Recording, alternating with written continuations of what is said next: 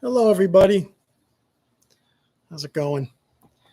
I just thought I'd jump on and having a weird hair day. Jumped out of the pool. Anyway, I was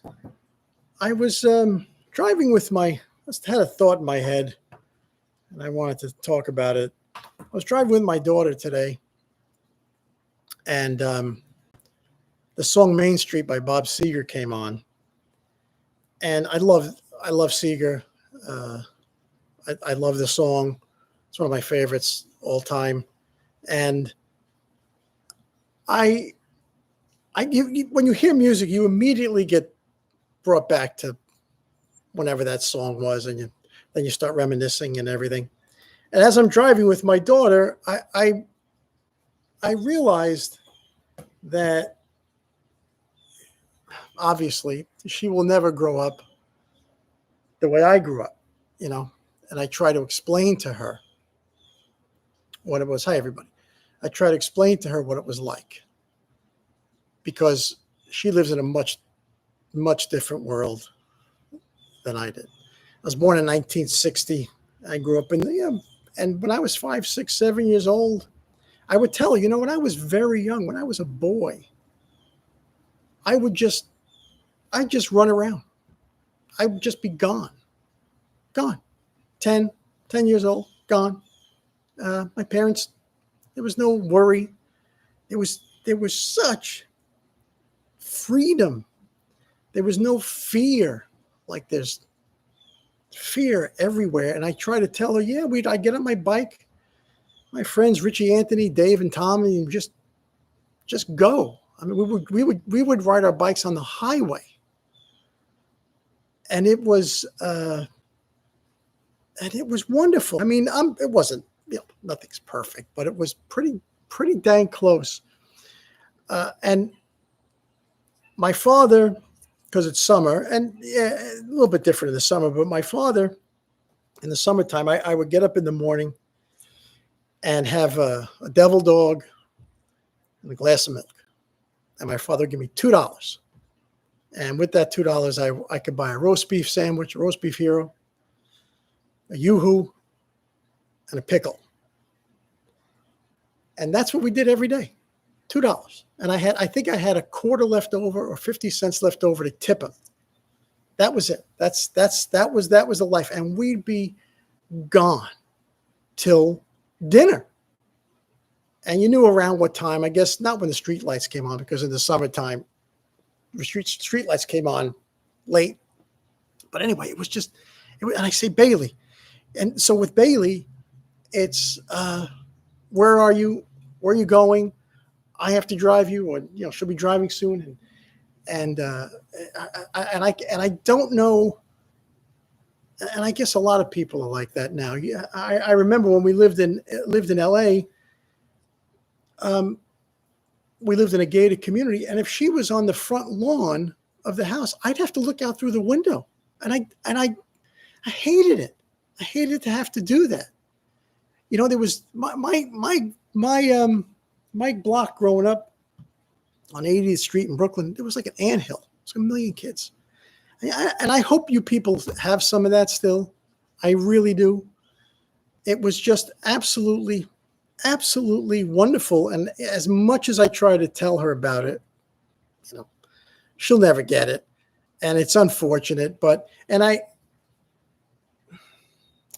tend to think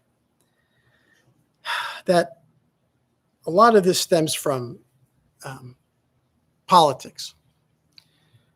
I think that we've gotten so soft on criminals that criminals can do, I mean, you've seen it, pretty much whatever they want.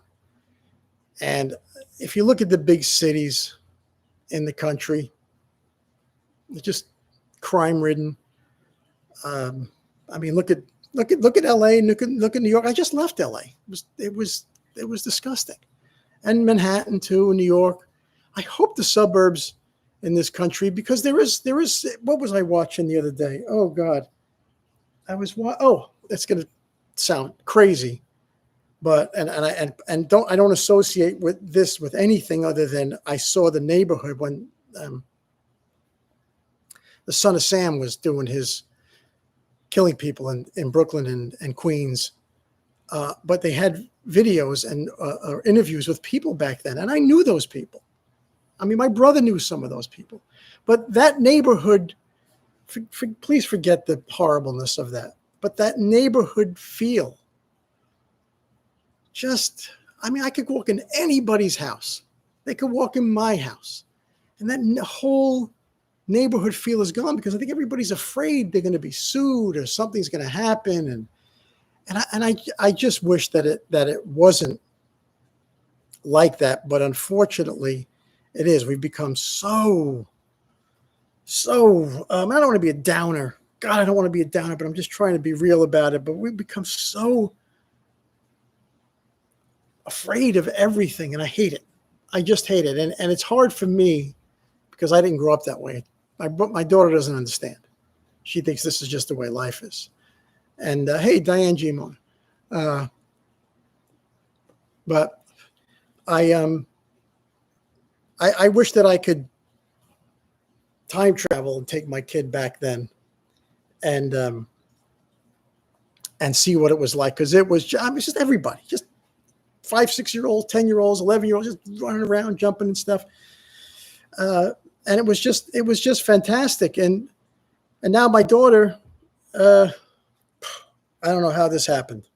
My daughter's going to be 18 in November. Yeah, everyone knew everyone. Everybody looked out for. I'll tell you a story about my neighborhood growing up. It was 95% Italian. And if there was ever an issue with anybody, the fathers took care of it. It's like a posse. They go out, they would take care of it. And it was the time when you could protect what was yours. And now I'll tell you a story about my dad. I was playing right outside of our house, and our house had a big brick wall on this little street that we lived on. I was throwing a ball against it, and I was with my friends. We were throwing a ball against the wall and catching it in the street, and a car came down the block. And I was a little bit of a wise ass, and I gave the guy just enough room to get by me, just enough. I was kind of pressing up against where he was coming. And the guy gets out of the car and starts hitting me. And my father, who was in the garage, I'm yelling, "Dad, Dad, Dad." And my father, who's big guy, tough,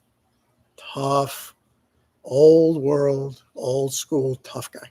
And tough meaning he would fight anybody, anywhere, anytime. Didn't matter. If you disrespected him, fight. How big you were, it didn't matter. And I'm screaming, "Dad, Dad, Dad." And somebody said, "I'll tell you what happened. The internet." That's maybe. So I'm screaming, "Dad, Dad, Dad." And my father comes out and sees what's going on, and he takes the guy. I never, like a Superman, grabs the guy by the back of, I'm on the hood like this. The guy's hitting me like this. My father grabs the guy by his neck and his shirt, and he picks him up. One hand, he slams him against the windshield, and he turns him around, and he was going at, well, I don't know what he would have done, but he's beating the living crap out of this guy. And the neighbors came out. Other fathers came. "Mario, get off, get off, get off. Mario, you're going to..." My father was enraged. He was enraged. He was hitting his youngest son, this guy. Anyway, so I pulled my father off. Now, normally, today, my father would have been sued. But they pulled my father off. And my father says to the guy, "If you come down this street again, I'm going to kill you." So every day, as long as I could do it, I would wait on the corner for that guy to go by. And I'd wave at him. But that's the way it was. That's exactly the way it was. And, it was great. Excuse me. But my daughter is going to be 18 in January, and I'm not my dad. I wish there were parts of me that were like my dad, but some parts that I don't wish were like him. He's a good man. But anyway, so my daughter's going to be 18, and I don't know if there's any dads out there right now, but I don't know how this happened. I don't know how it happened.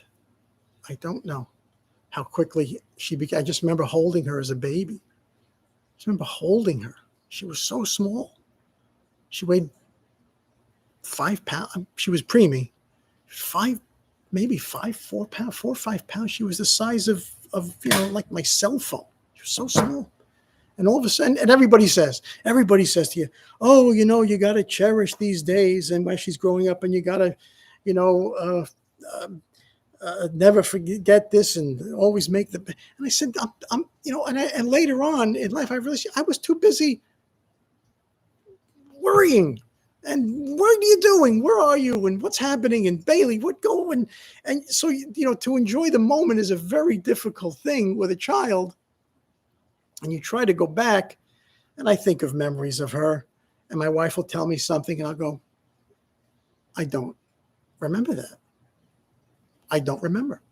Because I think I was either caught up in something else or too busy worrying about her or trying to tell her what to do and what not to do. But she's going to be 18, and I'm absolutely, I'm beside myself. I look at her now. She's a young lady, and I was with her all the time.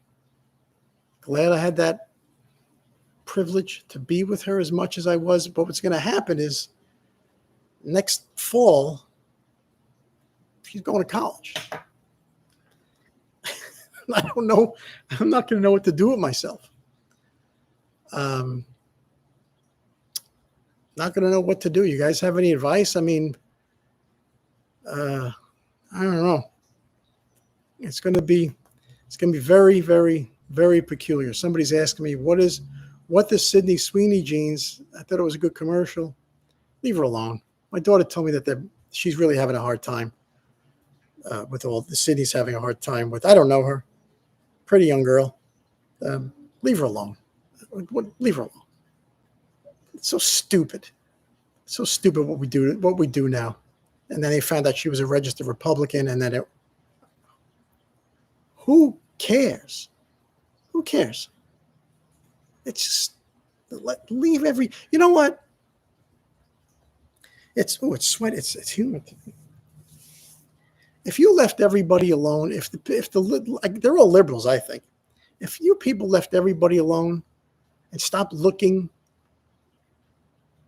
for a grievance, you'd be so happy. I don't care what anybody's life. I said this a million times. I don't care what anybody's life is. Live it. Leave me alone, and I'll leave you alone. I'll hang out with you. Whatever. We'll hang out. I'll laugh with you. I'll make fun of you. You can make fun of me. I don't care. Just what? I guess. And somebody said the internet. The internet, as brilliant as the internet is, it's a problem. It is. And it's causing a lot of grief for a lot of people. And I don't pay attention. I think it's all haters, and because people come after me because of my politics, and I could care less. I mean, the country's doing great, and they won't even give him that. And that goes back to what I was talking about earlier.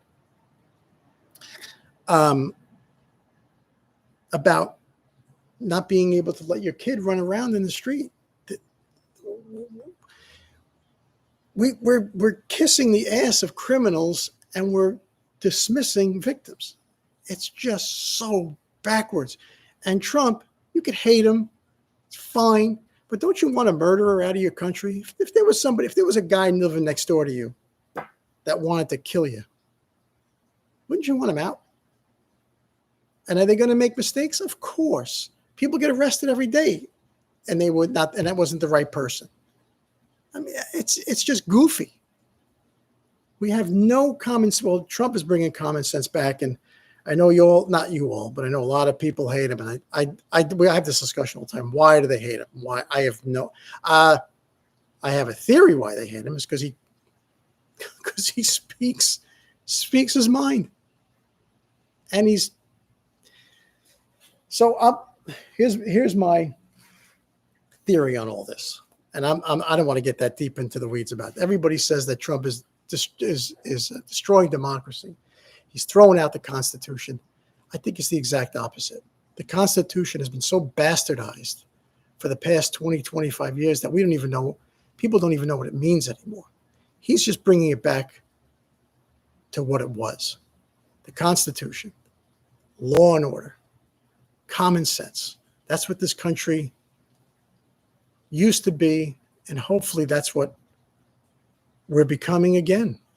I certainly pray every night. I pray for my daughter because I'll be gone whenever, soon, in the big scheme of things, and she'll be here. And she's going to have to deal with all this crap. So, anyway, any questions? Any questions for anybody? You agree? Chumba's like the salty old sailor that says it like it is. Yeah, I mean, he really is. If you see it, you ever see Bill Maher? He went to the White House. It's interesting when he talks about Trump. But yeah, we want to leave them a better world. But anyway, when are you running for president? When am I running for president? Do you think no. Some people ask me, "You going to run for something?" I'm like, "What am I going to run for?" I'm not a policy guy. I don't know policy, and that seems to be all what politicians are. I just know what I know, and that's it. And that seems to be what Trump does. He just. By the way, I don't know what you all think of him. I know what half the country hates him, half love him. This guy is a genius. And you could call me crazy. You could say I drank the Kool-Aid. You could ask that guy anything about anything, and he'll know it. I don't know how. I don't know how. Do you know we are so screwed even with Trump? Virginia, I don't think so. I don't think so. I think he's fixing a lot of stuff that we don't know about. But anyway, I just got on here to ramble for a few minutes. Listen, we have a live podcast that I do. I don't know, like Diane Giamone is on there, but we do it live every Wednesday at 8:00 Eastern, and it's on YouTube and I was going to say MySpace, Facebook, Instagram, X.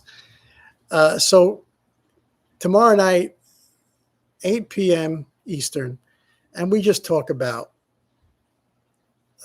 life stuff and goofy stuff, and we don't get too political on it at all. It's just three guys hanging out, and it's fun. So come on, you can ask questions on there. We have giveaways. I think tomorrow night I have. So we got hit by the hurricane. We had a little bit of water damage, but I had so much memorabilia that was destroyed. So much. I mean, a lot. And I still have a lot of scripts left from Happy Days, Charles in Charge, Diagnosis Murder. See that? I still got a lot of scripts from all the shows I've done. And I'm going to give them away slowly. So if you come on, there's a way to, if you go on, I think it's not scottbaio.com. Just go on, you can see it on X, you can see it on Facebook, you can see it everywhere, what the prizes are and all that. But it'll be fun. I'm giving away a Happy Day script. So I'm going to sign it to the person. And those things are pretty rare. It's original. It's a shooting script, which is pretty rare because the other scripts were just used and thrown out, used and thrown out. But this is a shooting script, which means that's the script that we used on Friday night when we filmed in front of an audience. So anyway, what kind of cigars do I like? I like a nub. This is a nub. So listen, come on tomorrow night, and I think you'll have fun. So God bless all of you. Is there anything else I wanted to say? I don't know. I think I'm good. I'm going to go jump in the pool. God bless you guys. Appreciate you coming on.